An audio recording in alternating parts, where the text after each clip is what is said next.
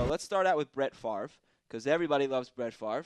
And he had his ankle surgery, which, of course, screams, I'm coming back, right? Of course. We have to assume that. And if he does come back, where do you guys rank him and his 33 touchdowns and 7 interceptions in 2009? Yeah, I think you'd be hard-pressed to say he's going to match those numbers No again. chance. I don't think he gets to 33. He might get 30. And I think the interception number is going to go up a little bit, be too. my guess. Yeah, maybe double.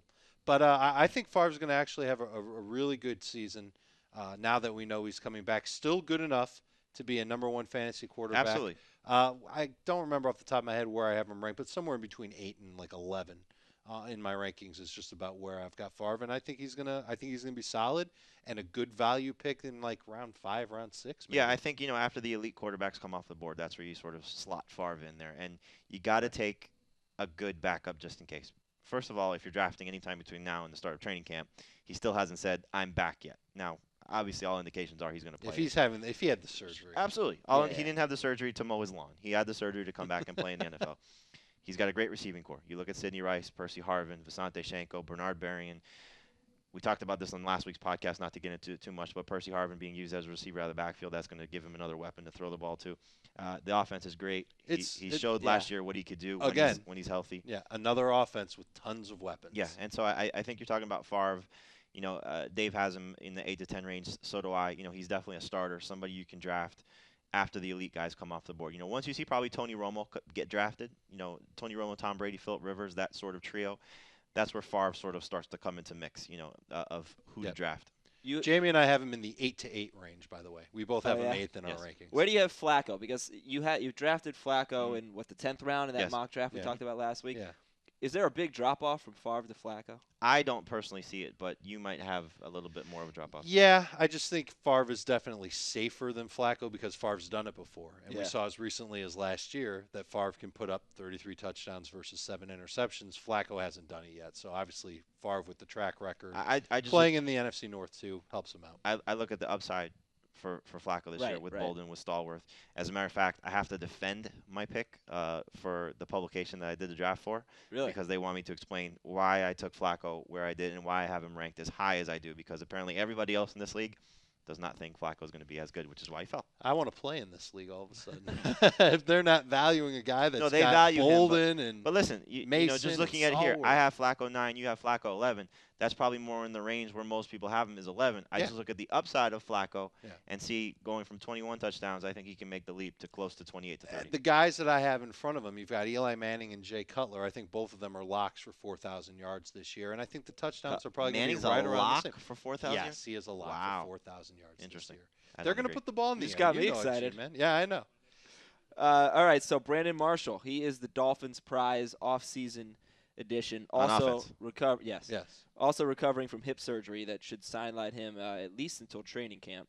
How significant is this? Well, it was the other hip. It wasn't, there were differing reports all throughout. I don't think we've had really a conclusive statement yet on what exactly he had done. But from all the reports, it was on his other hip, which he had last year. He had a hip surgery, and this year he has another procedure. So I think this is something to keep an eye on. But last year, the talk was he had a hip surgery. He didn't spend time in a new offense, which Josh McDaniels brought in. Didn't spend time with a new quarterback in Kyle Orton, and he had his best year so far in the NFL with the career-high 10 touchdowns. New offense in Miami, new quarterback in Chad Henne, but Henne, really diffused the situation, said we've been throwing, up until the point that he had the procedure. Granted, it wasn't a long period of time, but I still think that's something to keep an eye on coming into training camp. How's their rapport going to be? How is he going to fit in this offense? Even though it was the same scenario from last year, he was still in the same city he was in. He was comfortable with his environment. He's still got to make some adjustments coming to Miami. So there's a little bit cause for concern. I dropped him when I saw the procedure happen in my rankings. I don't know if you did as well. I did. It hurts Henne. Obviously, if he's not there, it's going to be an impact on the other guys because now we don't know how they're going to fit because this receiving core is sort of in flux. When you talk about who's going to start opposite him, is it Brian Hartline? Is it Greg Camarillo? Devon Best probably going to stay in the slot role. Patrick Turner, who's another wide receiver that they drafted last year, he also had some sort of an off-season procedure as well. So we'll see what this receiving core is going to look like and how Henne's going to be, but it's definitely something to watch heading into training camp. Ronnie Brown, stay with the Dolphins. Ronnie Brown practiced in the OTAs last year, 4.4 yards per carry, 8 touchdowns in only 9 games. Surgery on a Lisfranc fracture in his foot. He says he's feeling good. He seems optimistic that he's going to be around 100% for training camp. Are you guys buying that? Yeah. I am. Now that we see him on the field and going through the routine of practice and everything, I'm buying him a lot. High on him? I like him as a solid number 2 fantasy running back. I think it's as simple as that, and you know that you're going to get production out of him. You get the little added tease, if you will, of getting the passing yards that he has out of the Wildcat. Not that there's very many, but he might throw for 1 touchdown this year on top just the of additional rushing. Touches. Right, it's additional touches that maybe a couple other running backs that are listed behind him in the rankings aren't going to get. And as long as he's on the field, I think he's the guy that's going to make this offense go more than Henny will, than Brandon Marshall. Oh, of course. This is a run-on-based offense, right? Without question. But they're going to rely on him.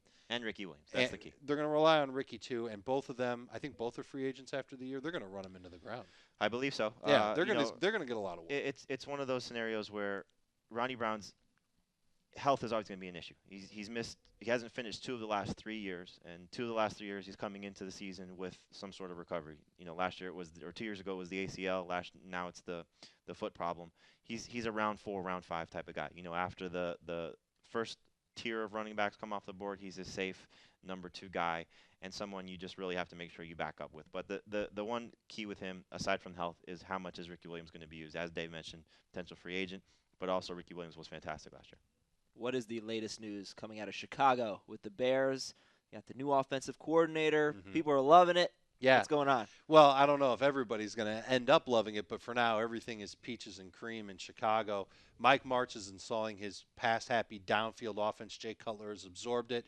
According to reports, Devin Aromashodu is the one who's going to be the best receiver so far. Martz has tabbed him as the one who's made the most progress. But he's not starting, though. He's not starting. Not yet. It's Hester and Knox who are starting right now.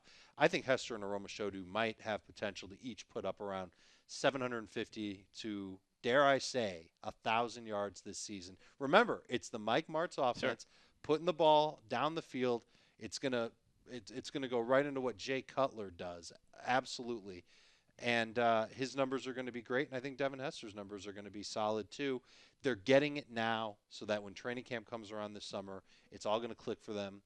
They've been doing it their whole lives. It's going to help make this Bears offense go. Yeah, it's interesting because this is obviously not a team that's known for its passing attack. And never. You bring in the guy. The Bears have never been known for it. You bring in Cutler the guy. Set some records last year. You bring in the guy in Cutler last year, and now Mike Martz this year.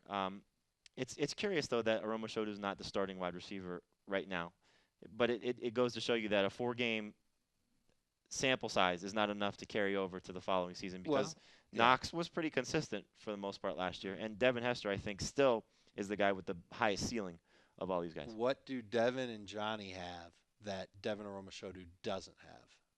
Something you can't teach. A pronounceable last name. Besides that, speed.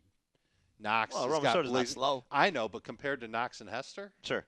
And so I'm sure that Martz wants to get those guys on the field first because when Cutler is taking 7-step drops and he's going to throw under pressure, which is typically how quarterbacks are in the Martz system, he needs a receiver that's going to get down there as fast as possible. Knox and Hester give him that. And we talked about C.J. Spiller at the top of the show. Let's look at that Buffalo situation. Marshawn Lynch. Does he have a new and improved attitude right now as heading into this season? He does, and that's the interesting thing is that he says I'm going to get back to being beast mode, which is his nickname, and really what helped establish him as a good fantasy running back 2 years ago, prior to the suspension last year, prior to the emergence of Fred Jackson. But it's too crowded of a backfield at this point to really say that Marshawn Lynch is going to be a good fantasy running back. I still think he's somebody you draft with a late round pick, and depending on the size of your league, because there's upside is still there. I mean, he's younger than Jackson. He has a little bit better future than Jackson. And Spiller, as we know, is not necessarily going to be on the field every down for those rushing downs. But if you're talking about who's the most value, it's Jackson, Spiller, and then Lynch. Clearly in of those. But three they're guys. not going to get drafted that way. Someone's going to take Spiller. Spiller is probably going to go draft. before Jackson. It depends on your league. If you're getting a point per reception, then Spiller probably has a little bit more value than Jackson. But I think you're looking at these three guys. They're going to negate each other in some way, shape, or form. You're not going to get a 1,000-yard rusher. You're not going to get a guy that's going to give you double digits in touchdowns because they're all going to be on the field seeing time. The GM for the Bills said, we like Marshawn Lynch. We're not going to trade him. That would really alleviate two things. It would give you another running back on another team potentially that Marshawn Lynch could be fantasy viable, or at least a little bit more fantasy viable.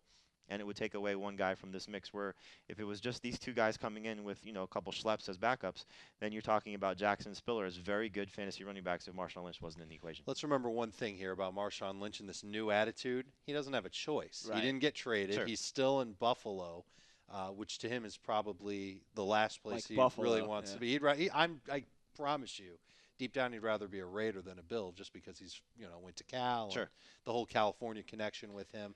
Never mind the fact that he wouldn't have much of an opportunity in Oakland either compared to Buffalo, but that's neither here nor there. I still, like you, I see Spiller and Jackson as the two main guys. Jackson's so talented, really proved it last season. And Spiller, we know what he's capable of doing. Hopefully he can show it on the field. I see a lot of packages where Spiller and Jackson are on the field and Marshawn Lynch isn't. I'm not touching this guy in my fantasy drafts at all. I don't think he's going to have very much work this year. He's going to be one. It would be a surprise to me if he had more than 120 carries. I think he's going to be one of those waiver wire guys. One of these two guys get hurt in front of him, and then all of a sudden Marshawn Lynch is going to be a guy that you're going to run to pick up, and he's going to take that opportunity, I think, and run with it. So you're talking about a mid-season type of pickup that I think could be one of those good fantasy running backs. I'm sorry, keep going. No, I was going to change the subject. Oh, okay. I just don't lose sight of the fact that Buffalo's offensive line and Buffalo's passing game might be the worst. Well, we said this, I think, on a previous podcast. They should run the option. Put all three guys in the backfield, get rid of the terrible quarterback situation, and get your three best players, arguably. The other thing that came out of Buffalo is there's really no number 2 wide receiver at this point, opposite Lee Evans. They like Marcus Easley, the rookie wide receiver from I do too. UConn, but he only had one good season in college. The rest of his time, he wasn't even recruited. He was he went there on an academic scholarship. So you're talking about a guy that's not proven, and then they have James Hardy and Steve Johnson, two young guys who have really been disappointments in their system. They're really struggling. Roscoe Parrish is going to play the slot role. And then really quickly in Seattle, Pete Carroll on Monday really sort of defined what the running back roles are going to be in not so many words, but he said Justin Forsett's a guy we can see as an every down back. Landell White's history is he's a good physical runner, and we like to see him put on a little bit more weight. Leon Washington. I like that. An NFL coach telling Wendell to put on weight. Leon, he just has to pass the tequila. He's down to 219. He's down to 219, and he said we like to see him a little bit more comfortable, or he's definitely comfortable at 250. So, he was comfortable at more than 250. Hit the fast food joints a little bit, Landale. And then Leon Washington, they don't know what they're going to get from him because he's still dealing with this broken leg. So the way I think it breaks down is Justin Forsett first and second down. Leon Washington when he's healthy on third down and in the return game. Landell White, the short yardage guy, a little change of pace type of option, the bruising type of running back. And the one guy he did not mention is Julius Jones. Bye-bye, Julius. I mean, he's not going to see the field very much. I think similar to the Marshawn Lynch scenario. You don't know off the top of your head what his contract number is for this season. I don't. But I think I could look it up. They're talking about trying to trade him. I don't think there's a market out there for him. He could get cut. If there's no market for Marshawn Lynch, there's definitely not going to be one. Yeah, he could get cut. Well, Marshawn Lynch has value still because he's young. Well, but that's he's what proven, I'm saying is that you. But you have to give up something for him. I mean, you could give a 7th round pick for Julius Jones. They'd probably take it at this point. Yeah, they would take it, but I don't think any team is offering Agreed. that.